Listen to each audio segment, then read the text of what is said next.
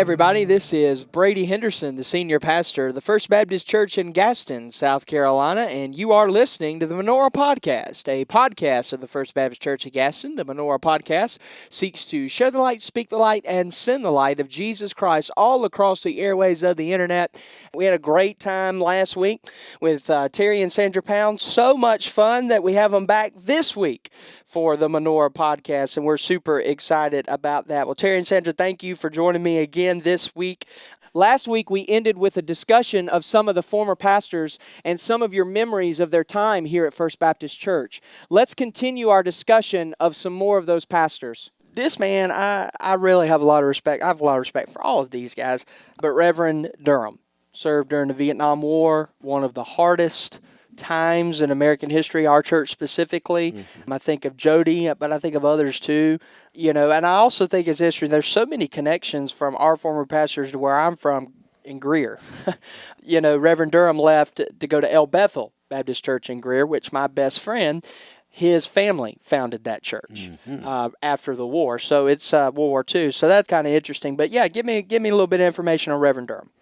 It was sad. After he left here, we didn't hear much from him. Miss Anna Laura, she had a grandchild who was about the same age as one of the Durham girls. They had two girls.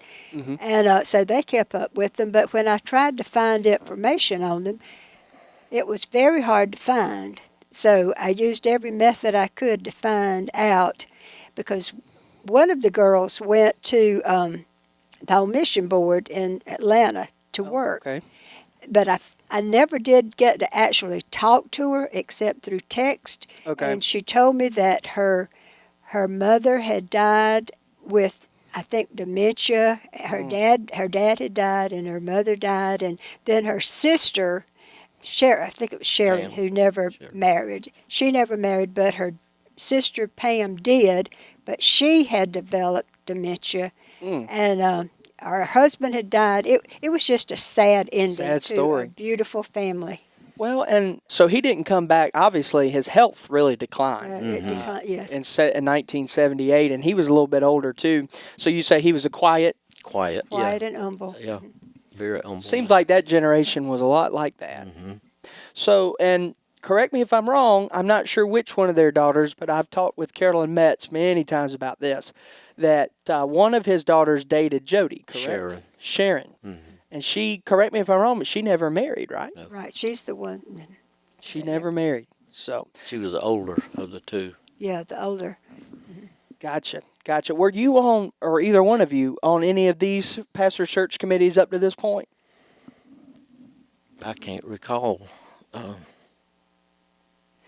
This is a funny thing about that Pastor Durham. We lived in the little house out there that's the car lot now, but he came and because I was the secretary, I typed the bulletins. I didn't know that. I didn't know you were the secretary. He was, okay. Well, all I did was type the bulletins. But I had some space left one day, so I put a little poem in it that I'd written. So when he looked at the bullet, he said, "You just have to put whatever you can find sometimes, can't you?" So I never mentioned that was my poem. Yeah. Oh, that's great. Okay, well, we already talked about Dr. Capps. We already talked about him. Of course, Barney Watts served as associate pastor of senior adults. So let's talk about William Pauling. I assumed his name was Robert, but I didn't know that for sure. Mine is as well. But Dr. William Robert Pauling, I'm going to call him Bill. He started his ministry on March the 2nd, 1980, which was a snow day. So anyway, I know y'all are great friends, so you go ahead and tell me a little bit about Pastor Bill. He was more like a son, I think, sort of like you are, because some pastors, you just get closer to them than others. When they came straight to our house. I think they came straight from Texas. They sat down in our kitchen as if they had been there forever, and it started a relationship that has been a very priceless relationship. Still continues to this day, right? I was there the night John was born. I was there all night, and so we worked at the hospital. She came over too, and but then when they got Samuel, the first thing she did was come down to the high school to show me Samuel. And they were leaving he was only 2 days old, and they were leaving for vacation at the beach, and I was saying, no, you cannot. You cannot take this Mama. 2-day-old baby 2 days old. Wow. to the beach, but they did. That was the kind of relationship we had that was priceless and still is. Well, the impact of his ministry is still evident today. Out of all of these guys, I've done the most funerals with Bill. We've done a lot of funerals together, and of course he would go and with a guitar. And the interesting thing about when he was here is that there were a good many senior adults at that time, but you got to think a lot of them were completely a different era. And if you know Bill's all, I hope I can use this phrase, all over the place. His Yep. kind of how he is, and I've been told he was that way back then too. Just, his connection with people, his love for people from the Camden area, not that far. His ancestor was a part of our church's founding, William Pauling. And so, Terry, your thoughts on Pastor Bill? Well, he was probably one of the most sensitive men that I've ever known. Not just a sensitive pastor, but a sensitive man. He cared about people. He would not hurt a flea. He just very compassionate and was just, I love him. I mean, Wise. He was wise. He was a wise man, very studious. Mm-hmm. He studied hard. Every sermon he preached, he knew it. He was well prepared, and there was never a doubt about his sincerity in ministry. And he's still that way today. Yeah, He walked in the footsteps of Jesus, I think, he did. everywhere he went. And I think he still does. He does. And, and he and I get to hang out every now and then. We haven't hung out in a while, but we've been pulled over together before on the road for a seatbelt violation. And the officer's coming up to the truck. I was in my grandpa's truck still at that time, and the officer's coming up, and Bill's just loud. And he's like, "Why are we getting pulled over? What's going on?" And the officer's coming up, and I said, "Bill, shh, be quiet." Loud is a word. Quiet. A lot of people would describe him as loud. And Laughter. To see him play golf, he takes probably 3 or 4. I don't know what you call him, but he does his hand like this 3 or 4 times before he hits it. One time we were playing with your brother, Glenn, and I looked at Glenn, and Glenn went, "Just hit the ball, Bill." And anyway, but we love Bill. And when Bill had some health issues a few years ago, I was honored to fill in for him while he was going through some of that. And Steve Kittrell filled in for him. So it was really cool how even all these years since he served as pastor, our church is still able to help him, and he's helped us. And just think the world of him. Well, if he's listening, if he listens to this podcast, he would be disappointed, I'm sure, if we didn't talk about some of the corny stories he could tell. He would let a story last forever. He would drag it on and on deliberately. Deliberately. Yeah. Well, I think he's one of those people that has ADHD. We were eating at Murray's one time, and he's just like squirrel. And anyway, but I remember one time he and I were riding together. We were doing a funeral. Anytime we do a funeral together, we hang out before the funeral, which is quite dangerous. And I had to stop and get gas. And usually we stop and get gas. I don't ever think of the passenger getting out, but he gets out, and I'm just pumping gas, and he's just walking around the truck, just talking as he's walking circles around the truck. And I was like, "Bill, are you okay?" He's like, "Yeah, what's wrong?" And I was just like, wow. We could tell you a story about getting gas at Yes. Mr. Foster's store at gas station, but we'll do that off the line. There you go. I hear you. Well, let's continue. Reverend Gary Farmer. Of course, he was a little bit older. He served in the Air Force. So you go from, I want to think about this, because I knew Gary as well, actually. Gary's son, Phil, was in the choir, my granddad's choir at Fairview. And so I grew up with Gary Farmer's grandson. His name is Lane, I think. I think that was his name. But anyway, so I did know who he was. And so it's kind of contrasting, because you go from, I don't want to use the term Little Bill, but you go from Bill, youthful, loud, fun, no offense to Gary Farmer, but a little different than Bill in how they did things. So just talk a little bit about Gary Farmer. And his wife is still living. Miss Ruby. Miss Ruby, yep. She texts me quite often if she has a prayer request.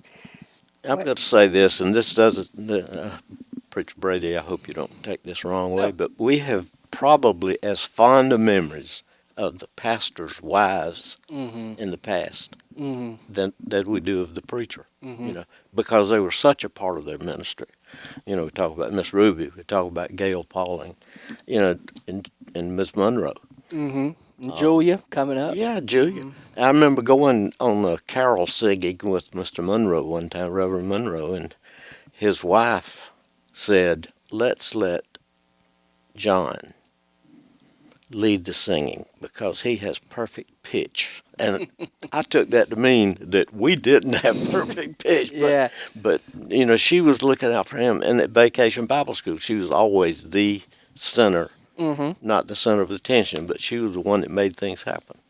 Well, Gary Farmer was a Union boy, and so there are a ton of preachers that came out of Union. The Crockers came out of there. There's some others, and so yeah. And Gary was a big part of this building that we're in right now, the education wing. And of course, he later, I believe, served at Harmony for a little bit. Later, served at Springdale. So, any other thoughts on Gary? He was a good bit older by the time he got here. Nothing but fond memories. Yeah. When he was dying, I went to the hospital to see him, and they had put a no visitors, but I didn't know that. So when I got to the door, one of his family members was saying he can't have visitors, but he saw through the crack in the door, and he said, "Let her in." That's awesome. Well, he thought enough of our church that he wanted to be buried here. Yeah, absolutely. So that speaks. Yeah, and he's right out here. Ruby is as sweet as can be. I talked to her a good bit, too. Okay, let's go to the country boy. Let's go to Jim Fanning. Now, he was a baseball player. Yeah. We heard the story how he walked. He walked, and he was such a great baseball player. He walked to miles, I think, to get to practice every day. Wow, I didn't know that. Anybody that's from North that went to high school with him will talk about his baseball play. So he's one of not the only, but he's one of the only guys on this list who was from pretty close in the area, Orangeburg. A little bit closer than some others. So he served from 1998 to 2008, and of course, Julia is still here. She's here almost every Sunday. When she's not playing somewhere, she is usually here. Julia, you mentioned the pastor's wives. Julia, I didn't get to know Reverend Fanning. He actually passed away as I was being interviewed to come here. And so I didn't get to know him, but I do have connections with him because he served in Welford at Little Mountain Baptist Church. And then, of course, my mom and dad served at Welford Baptist, so I do know where those are. Of course, Reverend Fanning and Bill were good friends. They went to school together and all of those different things. But Julia has been such an encouragement to me. She has always been kind. There's been many times that she's come to the church and just offered a listening ear. She's wonderful. But, yeah, thoughts on Jim Fanning? He was good friends with Robert Jumper. They were good buddies. I think Robert was his minister of music at one of the churches that he served in. And they would pick at each other. They had such a sense of humor with each other. And, what they would do to each other would be... They had quite a few stories. They did. I mean, we love their stories. And Julia was our babysitter. Yep. Okay. She was. I didn't know that. When we had a chance to go to Europe the first time, it was we were going to be gone during their wedding. So doubly heartbreaking. Well, Terry couldn't take their wedding pictures, and we weren't going to be there at the wedding. Yeah. Gotcha. We hated that. But. Gotcha. So, anyway, that's awesome about Reverend Fanning. He did have a lot of health problems as well. I know that was a big struggle, but also served in Morristown, Tennessee, East Tennessee. He was a self-acclaimed poet. Yeah. He loved to do poetry. I heard about that. And he also was a George Jones look-alike. Yeah. Yes, he does favor George Jones. Yep. He does favor old Possum. He does. He fooled him at one of the things in Nashville one time because he went on stage and when he got off, I don't think that was in there, but when he got off stage, people wanted to know, well, when are you going to appear again? And they just fell for him. Yeah, he does look a little bit like Old Possum. So anyway, Larry Harrison is going to be preaching our homecoming service here this year. Came in 2009 from Sanford, North Carolina. He preached a great sermon. What was it? Not this past year, but the year before that at about the prodigals during our tent revival. That was great. One thing that he did so well that is still reminiscent of our church today is Child Evangelism Fellowship with our Good News Club. That ministry is still thriving and doing well. Before he came here, he's at Sisk Memorial Baptist in Fort Mill, which is a well-known church. And then, of course, all kind of different things that he did. Y'all's thoughts on, I didn't know his middle name was Otis. I have to give him a hard time about that. But Larry Harrison.